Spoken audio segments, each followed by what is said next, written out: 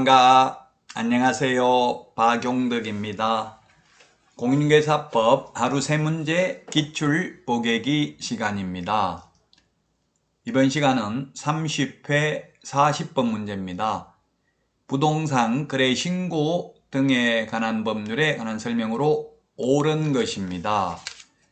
1번 개업 공인중개사가 거래계약서를 작성 교부한 경우에는 거래 당사자가 아니라 개업공개사가 60일이 아니라 계약 체결일로부터 30일 이내에 부동산 거래 신고를 해야 됩니다. 틀렸고요. 그 다음에 보조원은 신고서 제출 대행할 수 없습니다. 소속 공개사는 제출 대행할 수 있습니다. 그 다음에 국가 등이 계약 일방 당사자인 경우에는 국가 등이 단독으로 신고를 해야 됩니다. 그 다음에 4번에 공법상 이용제한 거래 규제는 확인 설명해야 될 내용이고 전속 중개계약 시 정보 공개해야 될 내용이지 부동산 거래 신고해야 될 내용은 아닙니다. 5번이 정답이 되겠네요. 조건, 기한이 있을 경우 조건, 기한 신고해야 됩니다. 우리 암기 프린터 13번에 보면 실거래가격 신고해야 될 사항이 입자, 실종, 중개, 인기소 이렇게 했죠. 입주계획, 자금조달계획은 투기과일지구나 조정대상지역, 비규제지역은 6억 이상, 주택법상 주택인 경우, 그 다음에 법인은 지역과 금액과 상관없이 주택취득자금조달계획 제출해야 되고요. 투기과일지구는 자금조달, 증빙자료도 제출을 해야만 합니다. 그래서 조건, 기한, 신고해야 될 사항에 해당됩니다. 5번이 정답이 되겠습니다. 우리 해설은 네이버 카페 박용덕 박사의 부동산 여행에도 이 자료가 업로드 되어 있습니다. 참고하시면 되겠습니다. 자, 그러면 다음 문제 보도록 하겠습니다. 31회, 이제 기출문제도 31회 마지막 회차가 되겠네요. 31회 문제 옳은 것입니다. 1번 보조원은 확인 설명할 의무가 있다. 예, 보조원은 확인 설명할 수 없습니다. 개업공개사에게 의무가 있고요. 소속공개사도 할 수는 있죠. 그 다음에 2번 소속공개사는 그 소속 개업공개사인 법인의 임원이 될 수 없다 했는데 그 소속 개업공개사 법인의 임원 될 수 있죠. 다른데 임원되면 이중소속이기 때문에 안 되지만 자기 회사 임원은 될 수 있습니다. 임원의 3분의 1 이상이 공인중개사여야 하죠. 대표자 제외하고.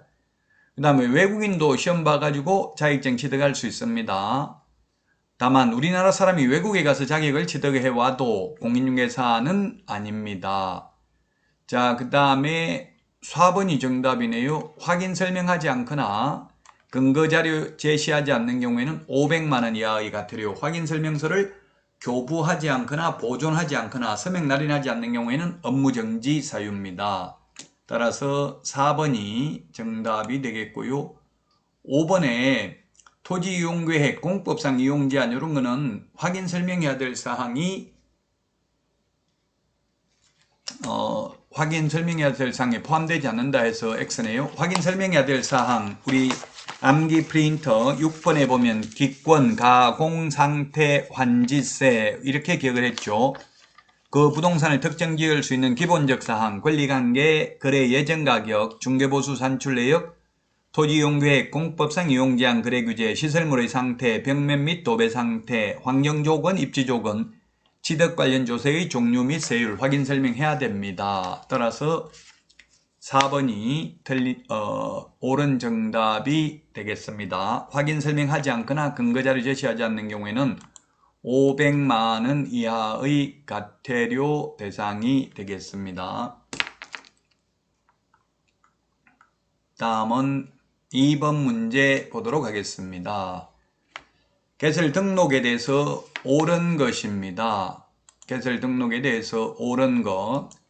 1번 한 명 회사가 개설 등록을 하려면 사원 전원이 실무교육을 받아야 된다. 예, 모든 임원 사원 전원이 실무교육을 받아야 됩니다. 이때 사원이라고 하면 한 명 합자회사의 무한책임사원을 말합니다. 유한책임사원에 대해서는 시험에 나온 적은 없습니다. 다만 한 명 합자회사의 유한책임사원의 경우 자격증이 있으면 소속공개사니까 실무교육을 받아야 되고 자격증이 없으면 중개보조원이니까 직무교육을 받으면 되겠죠. 자격증이 있든 없든 모든 임원 그리고 무한책임사원 아무 말 없으면 그냥 사원이라고 하면 무한책임사원을 말하는 겁니다. 한 명 합자회사 실무교육 받아야 됩니다. 그러나 연수교육은 실무교육을 받은 개업공개사와 소속공개사만 연수교육을 받기 때문에 자격증 없는 임원이나 사원은 실무교육은 받지만 연수교육 대상은 아니라는 점을 주의하시기 바랍니다. 자, 그 다음에 자본금은 5천만 원 이상이어야 합니다. 협동조합기본법에 의한 협동조합도 마찬가지입니다. 농업협동조합법에 의한 지역농협의 경우는 자본금 규정을 적용받지 않죠. 등록기준은. 다만 지역농협은 보정설정금액은 1,000만 원 이상입니다. 4번 한 명 회사가 개설 등록을 하려면 대표자는 공인중개사이어야 하며 대표자를 포함하는 게 아니라 제외한 임원 또는 사원의 3분의 1 이상이 공인중개사이어야 합니다. 4번 법인이 아닌 사단은 개설 등록을 할 수 없습니다. 공인중개사이거나 또는 법인이어야 합니다. 소속공인중개사도 개설 등록할 수 없죠. 자, 그 다음에 소유권을 반드시 확보해야 되는 것은 아니고 사용권만 확보하면 됩니다. 임대차 계약서, 사용대차 계약서 또는 자기 건물이라면 건축물 대장, 등기사항 증명서를 제출하면 되겠죠. 따라서 1번이 정답이 되겠습니다. 이 등록 기준은 시험에 아주 잘 출제가 됩니다. 등록 기준 우리 암기 프린트 3번에 있는데 이 등록 기준은 특수법인, 즉 다른 법률의 규정에 의해서 중개업을 영위할 수 있는 이른바 산업단지관리기관, 지역산림조합, 한국자산관리공사와 같은 특수법인은 등록 기준을 적용하지 않고 분사무소 책임자가 공인중개사이어야 한다는 규정도 적용받지 않습니다.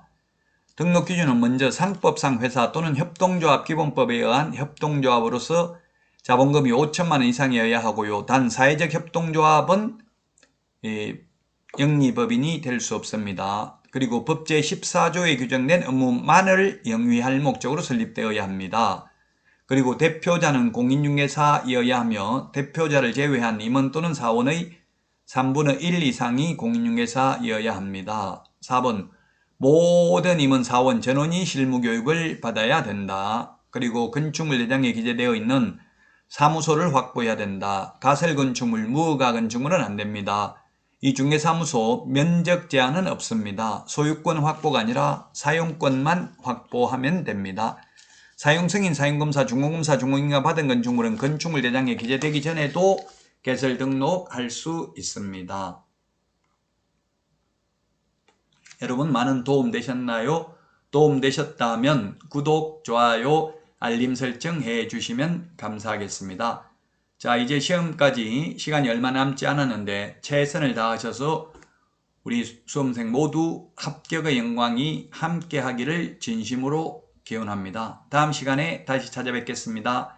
안녕히 계십시오. 안녕.